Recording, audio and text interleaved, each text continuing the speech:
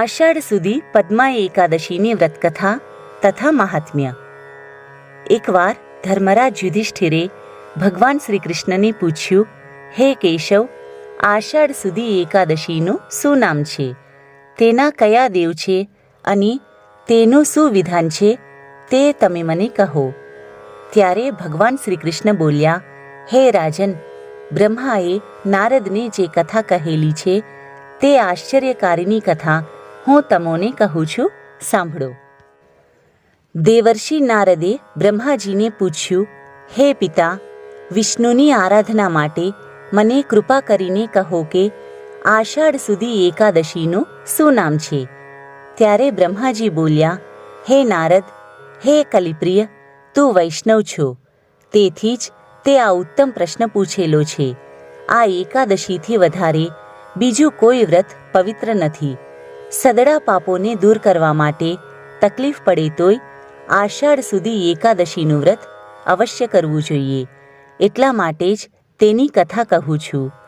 જે માણસો પુણ્યકારક, પાપોનો નાશ કરનાર અને સદડી મનોકામના પૂર્ણ કરનાર એ એકાદશીનું વ્રત નથી કરતા, તેઓ નરકની જ ઈચ્છા કરે છે. આષાઢ સુધી એકાદશી પદ્મા નામથી પ્રસિદ્ધ છે. તેનું વ્રત નારાયણની પ્રીતિ માટે કરવું. તે વિશેની પુરાણોની એક કથા કહું છું, જે સાંભળવાથી મહાપાપ નાશ પામે છે. માંધાતા નામે એક સૂર્યવંશી, પ્રતાપી, ચક્રવર્તી, સત્યપાલની રાજા હતો. તે રાજા ઔરસ પુત્રોની જેમ પ્રજાનું પાલન કરતો હતો. તેના રાજ્યમાં દુકાળ પડતો નહીં, તેમજ રોગનો ઉપદ્રવ કે માણસોના અંતઃકરણમાં ચિંતા પણ થતી નહીં. તેથી તેની પ્રજા ધન ધાન્યવાળી અને પીડા રહિત હતી. તેના ભંડારમાં અન્યાયથી મેળવેલું નાનું ન હતું. આવી રીતે રાજ્ય કરતાં કરતાં ઘણા વર્ષો પસાર થઈ ગયા. પછી જ્યારે પાપકર્મ ભોગવવાના આવ્યા ત્યારે તેના રાજ્યમાં 3 વર્ષ સુધી વરસાદ ન થયો. પરિણામે પ્રજા ભૂખે મરવા લાગી અને પીડાવા લાગી. તેનો દેશ સ્વાહાકાર વગરનો, સ્વધાકાર વગરનો, વષટકાર વગરનો, વેદાધ્યયન વગરનો શૂન્યવત થઈ ગયો. ધાન્યના અભાવથી સદડી પ્રજા પીડાવા લાગી. ત્યારે પ્રજા રાજા પાસે આવીને કહેવા લાગી કે, હે મહારાજ, અમે હિતકારક વચન કહીએ છીએ, તે સાંભળો. પુરાણમાં નાર એવું જલનું નામ કહેલું છે. એ નાર વિષ્ણુનું ઘર છે, માટે જ તે નારાયણ કહેવાય છે. મેઘરૂપી નારાયણ છે, કારણ કે તે સદા સર્વત્ર વ્યાપક છે. એ મેઘરૂપી નારાયણ જ વરસાદ કરે છે. તે જ વરસાદથી અન્ન પાકે છે અને અન્નથી જ પ્રજા જીવે છે, પોષાય છે. જો અન્ન ના હોય તો બધી પ્રજા નાશ પામે.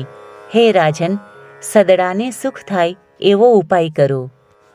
પ્રજાજનોની વાત સાંભળીને રાજાએ કહ્યું કે તમે ખરું જ કહ્યું છે, ખોટું પણ નથી.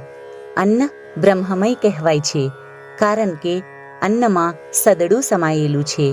સદડા પ્રાણીઓ અન્નથી જ જીવે છે અને આખું જગત અન્નથી વર્તે છે. રાજાના દોષથી પ્રજાને પીડા થાય છે. એટલા માટે જ હું વિચાર કરું છું કે આ દુઃખનું શું કારણ હશે. મારી કોઈ પ્રકારની ભૂલ થઈ હોય તે જાણવામાં નથી આવતું, તો પણ પ્રજાના હિત માટે હું પ્રયત્ન કરીશ. આટલું કહી મોટા બળવાળો તે રાજા પરમાત્માને પ્રણામ કરીને ઘોર વનમાં ગયો. ત્યાં તપસ્વી મુનિઓના આશ્રમોમાં ફરવા લાગ્યો. તેટલામાં જેની કીર્તિથી દશે દિશામાં પ્રકાશ થઈ રહ્યો હતો, તે જાણે બીજા બ્રહ્મ ના હોય તેવા જોવામાં આવતા બ્રહ્માના પુત્ર અંગિરા ઋષિના દર્શન થવાથી પ્રસન્ન થયેલો રાજા વાહન ઉપરથી નીચે ઉતરી તે મુનિના ચરણોમાં પ્રણામ કરીને હાથ જોડીને વિનયપૂર્વક ઊભો રહ્યો. તેને જોઈને મુનિએ સ્વસ્તિ વાચનપૂર્વક આશીર્વાદ દીધો અને પ્રશંસા કરી. રાજ્યના 7 અંગોના સમાચાર પૂછ્યા. રાજાએ રાજ્યના કુશળ સમાચાર કહ્યા. ત્યારબાદ મુનિએ રાજાને આવવાનું કારણ પૂછ્યું.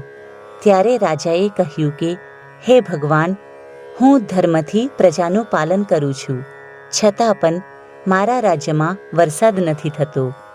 તેનું કારણ મારા જાણવામાં નથી આવતું. તે સંશયને દૂર કરવા માટે જ હું આપની પાસે આવ્યો છું. માટે મને પ્રજાના યોગક્ષેમનો ઉપાય બતાવો. આ સાંભળીને ઋષિ બોલ્યા, હે રાજન, આ સતયુગ છે. તે સદડા યુગોમાં ઉત્તમ છે. આ યુગમાં બ્રાહ્મણ વગેરે સદડા વર્ણો છે અને 4 પગવાળો ધર્મ છે. આ યુગમાં બ્રાહ્મણોને તપ કરવાનો અધિકાર છે, પણ બીજાને નથી. તેમ છતાં પણ તમારા રાજ્યમાં એક શૂદ્ર તપશ્ચર્યા કરે છે. તપ કરવાનો શૂદ્રનો ધર્મ નથી, છતાંય તે તપ કરે છે.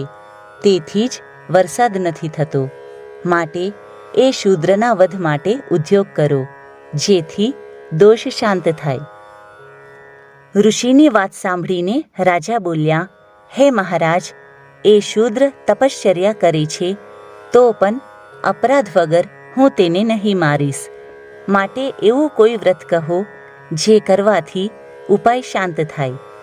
ત્યારે ઋષિ બોલ્યા, હે રાજન, જો એમ જ હોય તો આષાઢ માસમાં શુક્લ પક્ષની પદ્મા નામની એકાદશીનું વ્રત કરો.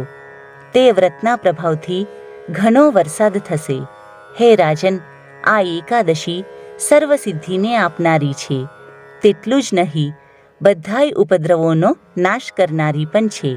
માટે તમે તથા સદડી પ્રજા તેનું વ્રત કરો. મુનિનું આવું કહેવું સાંભળીને રાજા પોતાના નગરમાં પાછો ફર્યો. જ્યારે આષાઢ માસ આવ્યો ત્યારે રાજાએ 4 વર્ણોમાંની પ્રજાની સાથે એ પદ્મા એકાદશીનું વ્રત કર્યું. તેથી તેના રાજ્યમાં વરસાદ થયો. પૃથ્વી જલમયી થઈ ગઈ અને અન્નપાક સારો થયો. એવી રીતે વિષ્ણુની કૃપાથી સમસ્ત પ્રજાને સુખ થયું. માટે જ ભોગ, મોક્ષ અને સુખ આપનારી આ એકાદશીનું ઉત્તમ વ્રત કરવું. આ કથાના પઠનથી કે શ્રવણથી સદડા પાપો દૂર થાય છે.